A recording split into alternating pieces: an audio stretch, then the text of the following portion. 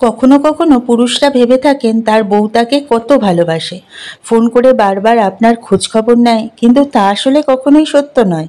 আসলে ওই অজুহাতে আপনার উপর সে নজরদারি চালাতে চায়। সেটাই বুঝতে হবে আপনাকে এবং সেইভাবে গুছিয়ে কথা বলতে হবে, নয়তো ভারী বিপদ। বলতে বলতে গিন্নি নামক বাঘিনীর ফোন। হ্যালো? হ্যালো, হ্যাঁ বলো। এর চেয়ে বেশি হেললে মাটিতে পড়ে যাব। ফাজলামি না করে কি করছো বলো। সারাদিনে নিজের একবারও ফোন করতে ইচ্ছা হয় না? বিয়ের পরে কোথাও তো নিয়ে যাওনি। বউ ফেলে বাইরে বিন্দাস ডানা মেলে উড়ছো, তাই না? বাড়ি এসো, ডানা ছেটে দেব।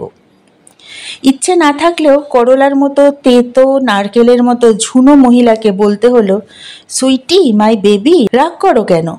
তোমার সবজি টবজি যা লাগবে নিয়ে আসবো ঠিকঠাক। বাবু কি করছে? আমাকে মিস করছে নিশ্চিত। বউ বাচ্চার খবর নিয়ে তোমার কি? তুমি মস্তি করো খালি। বই গেছে ওর তোমাকে খুঁজতে। বরং ভালোই আছে, দিব্যি আছে। কেউ নোংরা হাতে আলু ভাতে চটকাচ্ছে না ওকে ধরে ধরে। আদর করতেও শেখনি বাচ্চাদের। পুরুষদের এটাই মুশকিল। যতই ডিগ্রি থাকুক, আপনার স্ত্রীর কাছে আপনি সবচেয়ে আনাড়ি। কথা ঘুরিয়ে, কি রান্না বান্না করলে আজ তাহলে? কাঁচকলা দিয়ে পাতলা মাছের ঝোল। তুমি থাকলেই যত ফ্যাচাং হয় খাবারের। তা তুমি কি খেলে দুপুরে? সত্যি কথা বলতে এই ঝামেলা বা ফ্যাচাং শব্দটা শুনে ভাববেন না 5 পদ রেঁধে খাওয়ান উনি আমায়। আলু কিংবা পেঁপেটা সিদ্ধ করে দেয়, তার বদলে সব আনাজ সবজি কেটে দিতে হয় আমায়। ভয়ে ভয়ে বললাম, মাটন বিরিয়ানি আর রায়তা, অন্য কিছু ছিল না? শয়তান লোক একটা, ফিরে আসো, তোমার হচ্ছে। শরীর সুস্থ রাখতে ওইসব খাবারে নিষেধাজ্ঞা লাগাতে হবে বললাম। আর 2 দিন অনিয়ম হবে আর কি। হ্যাঁ, 7 দিন ধরে বিরিয়ানি গিলে এসে পেট ব্যামো ধরাও আবার। সাবধানে থেকো, ঠান্ডা গরম লাগিয়ে শরীর খারাপ করে আমাকে বিপদে ফেলো না। আর বেশি বাউন্ডুলেপনা করো না, জানতে পারলে খবর আছে।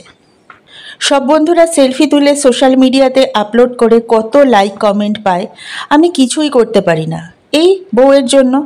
পৃথিবীতে সব জিনিসপত্রের রিপ্লেসমেন্ট আছে, শুধু বউয়ের রিপ্লেসমেন্ট নেই। তাই একটু মিষ্টিভাবে জিজ্ঞেস করলাম, তোমার খাওয়া দাওয়া শেষ? না গো, একটু পরে খাবো। আর বলল, কিছুটা আমডাল আমি ফ্রিজে রেখে দিয়েছি। যদিও আমার ভাগ্য এতই ভালো যে রাতে সবসময় ফ্রিজের খাবার নিজেকেই গরম করে খেতে হয়, তবু একটু প্রশংসা করে বললাম, আহা হা, তোমার রান্না করা আমডাল কতদিন খাইনি। খুব উৎসাহ নিয়ে বললাম, তাহলে চলে এসো না এক্ষুনি। তা বলতে দরজা খোলো, দাঁড়িয়ে আছি তো। ফোন কেটে দরজা খুলতেই বললাম, সারপ্রাইজ, দেখো কেমন চমকে দিলাম বলো। কষ্ট একটাই, তোমার ভাগের ভাতটা আমাকে দিয়ে দেবে বুঝি। এসো ভাগ করে খেয়ে নেব। ওগুড়ে বালি, অত প্রেমের দরকার নেই। দুপুরে যখন তোমাকে ফোন করেছিলাম তখন ট্রেনের শব্দ আর চাওয়ালার হাঁক শুনেছিলাম। তারপর আরও শিওর হবার জন্য তোমার মেল চেক করে টিকিট বুকিং হিস্ট্রি দেখে নিয়েছি। তখন বুঝেছি বেটা চালাকি করে সারপ্রাইজ দেবে ভেবেছে। তাই আমিও বেশি করে ভাত রান্না করেছি, সাথে ডিম সেদ্ধ করে রেখেছি। এখন যাও, আমার জন্য ডিমের কালিয়া করে আনো। 7 দিন ধরে শুধু সিদ্ধ খেয়ে আছি। আমার সব আশায় জল ঢেলে দিলে যে। এই জন্যই বলে বউ নামক গোয়েন্দাকে কোনো পার্সোনাল পাসওয়ার্ড বলতে নেই। ফোনটাই যত নষ্টের গোড়া। এখন বানাও ডিমের কালিয়া, তাও যদি আমাকে 1 পিস খেতে হয়। গুনে গুনে 4টে ডিম সিদ্ধ করে রেখেছে।